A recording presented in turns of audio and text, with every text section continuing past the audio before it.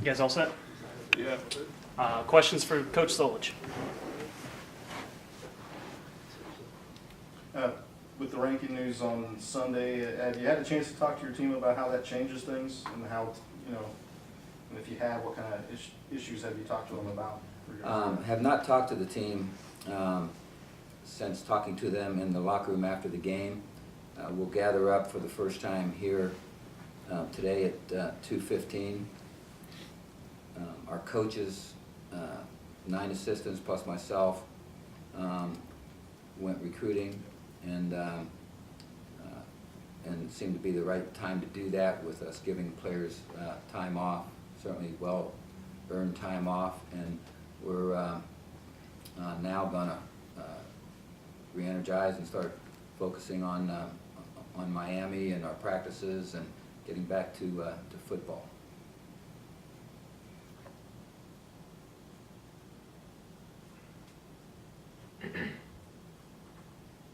What do you work on during the bye week? Is this a self-scout week? What do you address in these? I know you only have 2 practices this week. Is there a different tenor or focus or objective than a game week practice? Not too much. We'll probably have what would be a typical Tuesday practice today. Well, or tomorrow we'll be in full pads as I see it, but we'll have some discussion. I'll have some discussion with the coaches as we get together tomorrow morning at 7.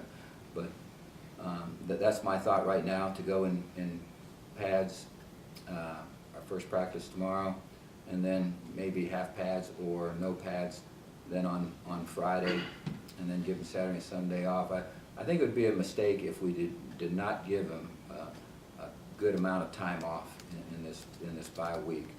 And so in saying that, you don't want to put too many obligations on them. And what would be trying to accomplish is to, have a practice where we're working on things that it's good to work on when you're in pads. And obviously against Miami, they've been able to move the ball, put points on the board. So, we'll work on our tackling. We'll work on different things that we need to do better. Coach, does it seem like Gerald's going to be able to get back to health for the Miami game with the bye week? I would think he'd have a good chance at that. We'll see what John Bowman thinks as far as whether he should resume practice tomorrow or maybe give him those 2 days off and then come back Monday. So we'll see what John feels about it. Was your initial observation after the game Saturday correct? You got through the Akron game without any additional I think so. injuries? We're having a few things checked out, but in talking to John, he thinks they're just precautionary, and so we're keeping our fingers crossed that that nothing comes about from an MRI or so that we're having done. Coach, what does it mean for this program to be ranked for the first time in 44 years in the AP poll? I think it's great for the program. It gives us national recognition, which is always good for you. It's good for recruiting. I think it's good for the attitude of the players in our program right now. It's good for the attitude of our coaches. I think it's great for the fans, Ohio Bobcat fans, and so there's an awful lot of pluses with it. I think the only drawback is that it just paints a bigger target on you, but that's something that we're glad to accept. That goes along with it. You want that, and we just need to learn how to respond to that. You mentioned recruiting, and you mentioned earlier that you guys did some recruiting this week. Did you see any difference because of the national exposure? I mean, high school players certainly kind of looked towards that a little bit. Was there any noticeable difference this past week? Yeah.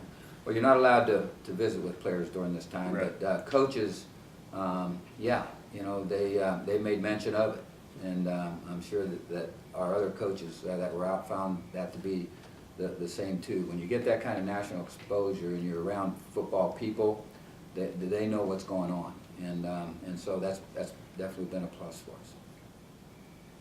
Did you hear from the MAC yet about Carl Jones? Mm-hmm. Fallout from Saturday? Yeah, they're going to take no more additional action. Coach, for the Miami game, Zach Disher threw for like over 500 yards against the Zips, and you guys were able to contain Akron's quarterback pretty well. Are you trying to go in with the same strategy with Disher as you did for the Akron game, as far as the secondary is concerned? Yeah, well, you know, Akron, you know, it was clear to us that they were a very good passing football team, you know, and we draw back, they have a new staff, we draw back to last year's game with Miami, and it was a game that was won right at the very end by us, and so we expect it to be that type of a ball game. You know, it's always been physical football whenever we've played Miami. They've got good personnel, and they love to throw the ball, so we're going to definitely have to stop that. But our approach won't change. You know, we talked about Akron, and we'd have to stop the run first, and as you know, they ran the ball pretty well, and they've got a pretty good running attack, and so that will be the same approach we'll take really throughout the season, regardless of who we face. That we want to try to slow the running game down, and then obviously try to keep from giving explosive plays in the passing game. Knowing that, you know, if we're facing the kind of quarterbacks, the kind of receivers that are going to get yards and they're going to get completions, you just don't want those to continually convert into points.